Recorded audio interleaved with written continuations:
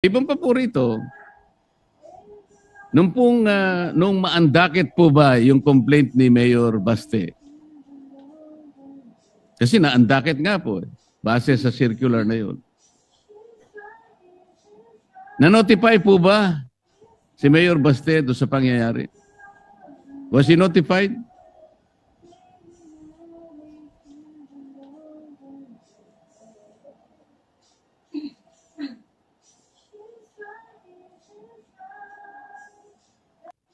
Maraming salamat po sa tanong, Senator Marcoleta. Andito po yung ating ombudsman at nakikinig ho siya sa inyong mga suggestion, lalo na doon sa mga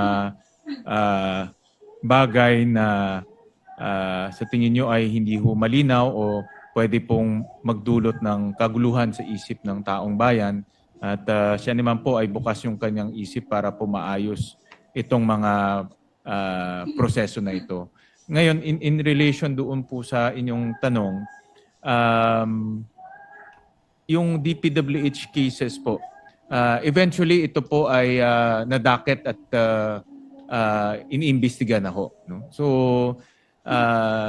itong mga final po na cases ay ngayon ay inimbestiga na at iniimbestigahan na at eventually po ay magpa-file na rin ho sila ng mga kaso sa sandigan.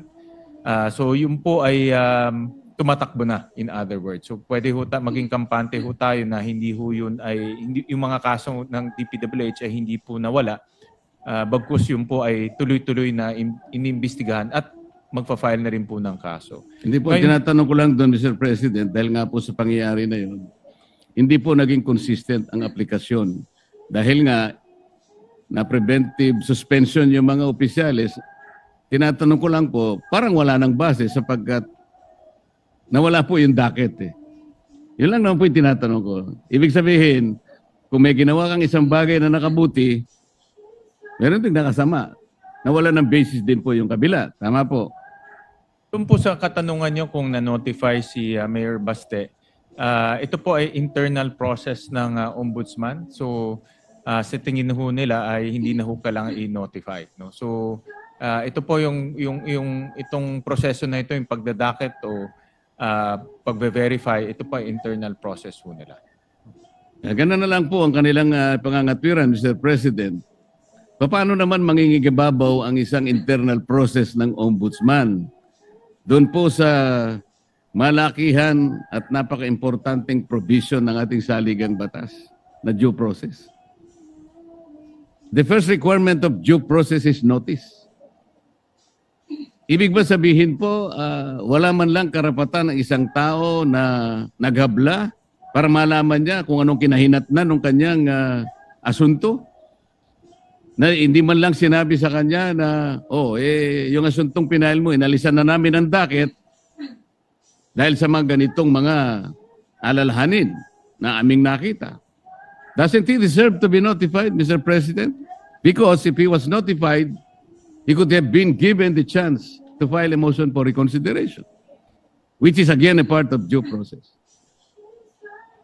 Ang na-advise po ko ng ombudsman na itong particular na circumstance po ay nasa Supreme Court na ngayon. Subject po ito ng judicial review na finale rin po ni Mayor Baste. So ano po ang ibig sabihin? Final po ni Attorney Torion, Mr. President. Ano ngayon, Mr. President?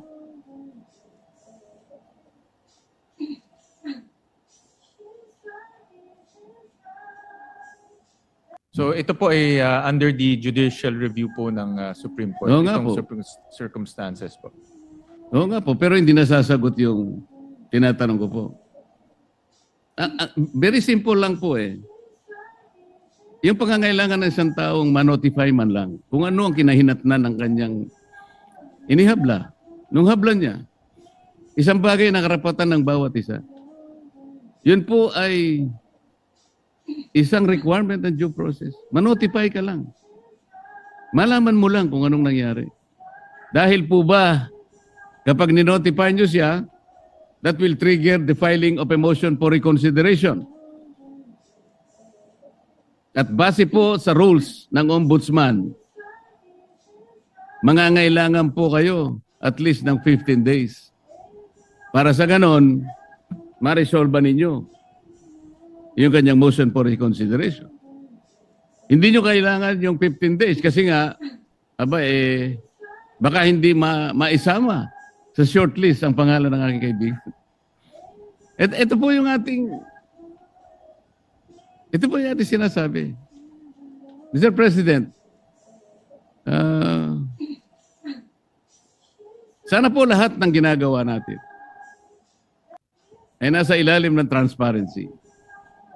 Ito pong pinakamabuting magagawa natin sa ating bansa. Lalo na ngayon na maraming tao po ang nalulungkot, baka hindi lang nalulungkot, nagagalit sa mga nangyayari. Kung hindi po tayo transparent, wala tayong kakayahan na sabihin sa kanila, ilantad, buksan sa kanila ang kaganapan ng nangyayari. We're just merely paying lip service to a very important provision of our Constitution that public office is a public trust.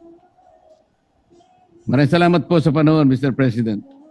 At sa panahon ng ating sponsor, panahon po ng Ombudsman na binigay sa akin. Salamat po. Maraming salamat po, Senator Marcoleta. At Thank you.